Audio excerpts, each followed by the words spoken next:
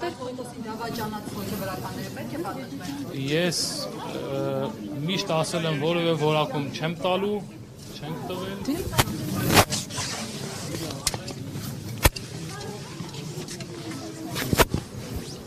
Բայց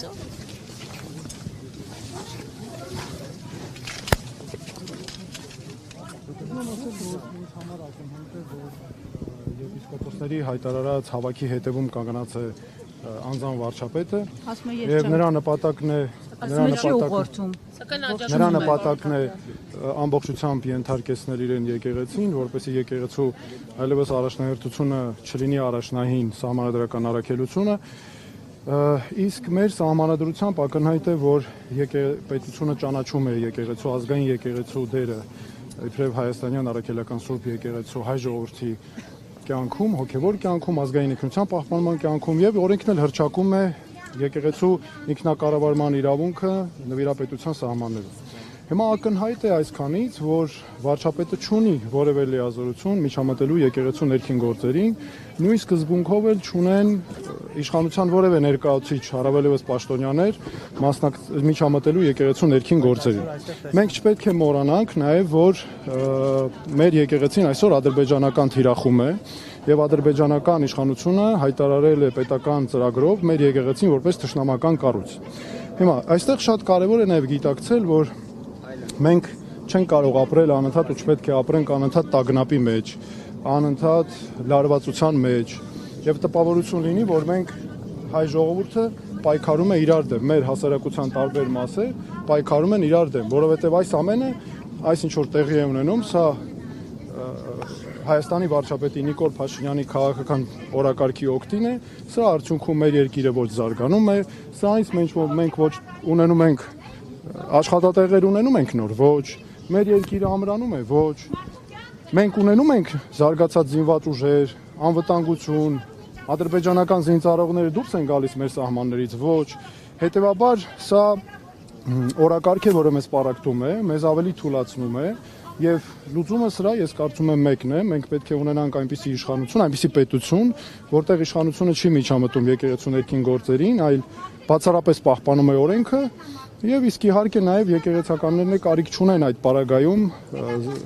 զբաղեցնելու կամ հավակնելու, հայտարարելու, հավակնելու որևէ պաշտոնի։ Ես կարծում եմ սրանք են լուծումները։ Միջազգային պաշտպանություն եկեղեցու այսօր արժանորեն համարժեք արձագանքներ տեսնեք միջազգային հանրության կողմից եւ եթե ոչ, ապա ինչու է նաեւ եկեղեցական տարբեր այսպես կառույցները նախընտրում հերթապահ հայտարարություններով բավարարվել։ Միջազգային մեխանիզմը անպայման պետք է գործադրել մեր առաքելական սուրբ եկեղեցին պաշտպանելու համար, որովհետև մեր եկեղեցին մեր ազգային հենասյուներից է ինքնության եւ նաեւ իր համաշխարհային թեմերով մեր անգամ երկրի ժողովրդի անվտանգության նաեւ համակարգի անբաժան մասը։ Պետք է նկատի ունենանք, որ միջազգային մեխանիզմները բարդ են եւ այո դրանց հետ նաև աշխատում է Ադրբեջանը, որ թույլ չտա, որպեսզի մեր եկեղեցուն պաշտպանող հայտարարություններ արվեն։ Եվ նաև շատ կարևոր է, որպեսզի մենք մեր եկեղեցու հետ կապված նկատի ունենանք, որ նման արշավները միջազգայինորեն անընդունելի են դատապարտելի, որտեղ դրանք ոտնահարում են նաև խղճի ազատությունը, նաև հոգևոր ազատությունը մեր ժողովրդի ու առհասարակ եկեղեցականների թե քաղաքացիների։ Փաշինյանի այսօրվա հայտարարությունը չի կարող չամփել այլ իմաստներ, ասում է ես կապ չունեմ, եւ որ աջակցում է։ Ակնհայտ է, որ այս հավաքի հետևում կանգնած է անձամբ վարչապետը Նիկոլ Փաշինյանը, ակնհայտ է, որ նրա կազմակերպմամբ, ակնհայտ է, որ իշխանության կազմակերպմամբ եւ հովանավորությունը վայելող հավաք է, բայց ամենակարևորն այստեղ այն է, որպեսզի մենք թույլ չտանք, որ այս քայլերը նպաստեն մեր թուլացմանը, պարակտմանը եւ էլ ավելի մեր մեջ հակասությունների սրմանը եւ չծառայի սա, չպետք է թույլ տալ որևէ կերպ, որ ծառայի նաեւ նրա քաղաքական օրակարգին։ Այսինքն պաշտոնյաների այստեղ գտնվելը, օրինակ ԿՊԱ-ական պաշտոնյա Թալինի համայնքապետ եւ այլն, այստեղ գտնվելը խոսում են դրա մասին, դրա ապացույցն է։ Գիտեք, այս միջոցառումները եկեղեցու նկատմամբ այս միջոցառումները ակնհայտ դարձել են քաղաքական բնույթի միջոցառումներ եւ այն, որ նրանք գնում են մի եկեղեցուց մյուսը, դա չի նշանակում, որ նրանք գնում են որպես հոգեվորականներ, ներողություն, որպես հոգևոր մարդիկ, որպես քրիստոնեության եկեղեցու հետևորդներ, քրիստոնյա մարդիկ այդ իրենց առաքելությամբ, որովհետև չի կարող, գիտեք, մարդը հայտարարել, որ ես եկեղեցու հավատավոր հետևորդ եմ, քրիստոնյա եմ եւ անի քայլեր, որոնք քրիստոնեական արժեքներին դեմ են, հակասություն տարածել, թշնաման, կատելություն, խոսել բառապաշարով, որը ավելորդ է անգամ էթիկայից խոսել, անգամ խուլիգանականի է հասնում, այդ պայմաններում ինչ իմաստ ունի խոսելը, որ նրանք այստեղ են իրենց հոգևոր պահանջմունքների ինչ որ բավարարման համար, բայց դրանից առաջ ինչու չէին գալիս, ինչու են հիմա պարտաճանաչ կերպով գնում այն բոլոր տեղերը, որտեղ կառավարության ղեկավարն է գնում եւ տպավորություն է, որ ԿՊ-ն արտագնա նիստեր է անում մեր բոլոր եկեղեցիների մոտ։ Եվ առաջարկում են օրինակ նաև աղոթքից սկզբում Հայաստանի Հանրապետության նոր գրնջեր Նիկոլ Փաշինյանն հետ գրառում արել։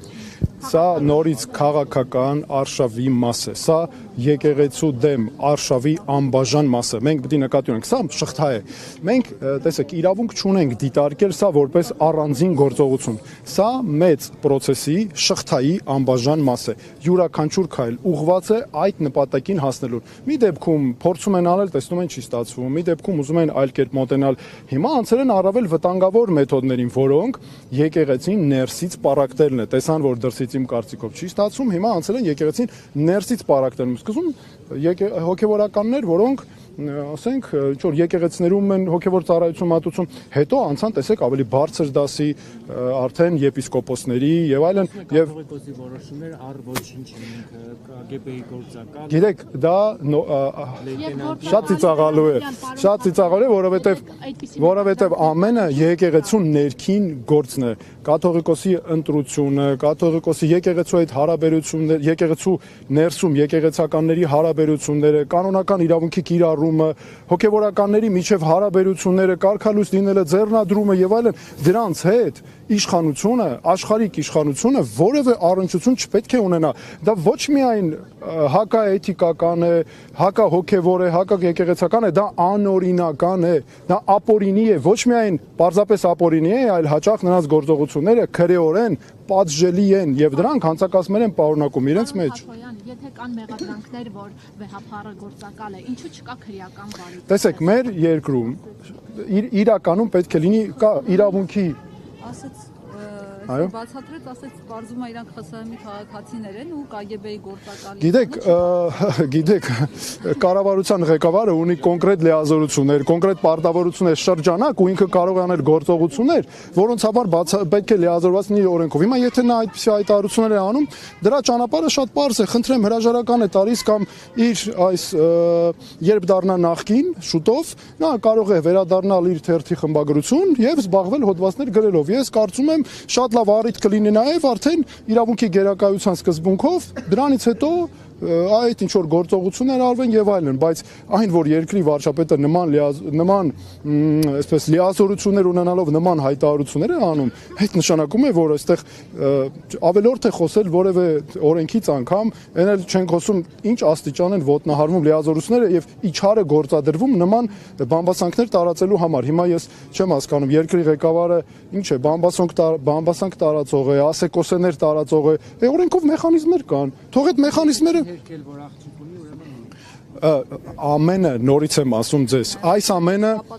այս ամենը եկեղեցու դեմ, ես դիտարկում եմ եկեղեցու դեմ, արշավի մաս, վերջ։ Մենք պետք է ունենանք պետություն, իշխանություն, որը ղեկավարվում է բացառապես օրենքով, բացառապես մենք բոլորս հոգնել ենք այս անօրինականություն, ժողովուրդ ջան, համատարած անօրինականություն է, տեսեք մենք էլ չենք քննարկում անօրինականությունները, քննարկում ենք երկրի վարչապետի պաշտոնը զբաղեցնող, երկրի ղեկավարի պաշտոնը զբաղեցնող Նիկոլ Փաշինյանը, հա ինչ որ առավոտը արթնացավ, զգում է իրան ինչ որ, չգիտեմ, հա ինչ որ երկի տակ է զգում, ինչ որ տարբեր հոգևոր զգացողություններ ունի, մի օր զգում է քրիստոնյա, մի օր զգում է այդպես չի կարելի, վարչապետը չի կարող այդպիսի զգացմունքներով ղեկավարվելով երկիր կառավարել։ Գիտեք, օրենքը չի հարցնում, ասում դու այսօր արթնացար, քեզ լավ տրամադրություն ունես, թե վատ տրամադրություն ունես, կան օրենքով վերապահված նախատեսված լիազորություններ եւ վերջ, դու պարտավոր ես կատարել։ Ինչ է նշանակում ես այսպիսի բան եմ լսել։ Այդ նույն բանը կարող են գնալ որևէ մի դեղին մամուլի էջերում, ասենք գրել։ Իր խոսքերով հոգևոր նորոգումը բացատրում է այսպես, ասուրիսում ասեց Հիսուս Քրիստոսն իմ հարազատն է, Հիսուս Քրիստոսն իմ միտքն է, Հիսուս Քրիստոսն իմ Գիտեք, երկրի ղեկավարի, կառավարության ղեկավարի պաշտոնը զբաղեցնող անձի միակ հարազատը, միակ ընկերը եւ միակ ղեկավարման աղբյուրը սահմանադրությունն է եւ օրենքը վերջ։ Ինչ է նշանակում, ես այսօր այստեղ եղա, այսօր այնպես եմ զգում ինձ, հետո եղավ բլիազորությունները, սա շատ կարեւոր է։ Այնուհանդերձ, երբ որ նշվում են Նիկոլ Փաշինյանի եւ մյուսների մեղադրանքներն անհիմն են, նրանք խոսում են առանց փաստերի, բայց այնուհանդերձ չեք կարծում, որ վեհապար Հայրապետը պետք է հավատավոր ժողովրդի հետ, այսպես ասած, կոնտակտի դուրս գա եւ այս հնչեցված կարծիքների հետ կապված ինչ-որ բան ասի, որտեղ ժողովրդի մոտ անորոշ վիճակ է, լսում են մեղադրանք եւ չկա հակառակ կողմից որևէ։ Դա եկեղեցու գործն է։ Ամենայն հայոց կաթողիկոսը ինքն է որոշում, որ պահին հանդես գա ելույթով, ինքը կքննարկի, եթե գտնի նպատակահարմար, հանդես կգա խոսքով։ Ես կարծում եմ, որ ամենայն հայոց կաթողիկոսը այդ խնդիրը չունի, չէ՞, պարբերաբար հանդես են գալիս ուղերձներով, քննարկումներով, մեր տարբեր եկեղեցիները բաց են։ Դա եկեղեցու գործն է, այս դիսկուրսը, որ բերել մցրել են մեր մեջ, տեսեք ինչ են անում, մենք մեզ անօրինականություններ խրախուսելով, ժողովուրդ ջան, մեզ հանել են իրար դեմ։ Հիմա տեսեք այս հավաքները, որ տեղի են ունենում, չէ՞։ Մենք չպետք է դուր տանք, որ մեզ սա վերածվի մեր դեմ պայքարի ինչ որ բանի։ Հասկանում եք, սա շատ կարևոր է։ Շնորհակալություն։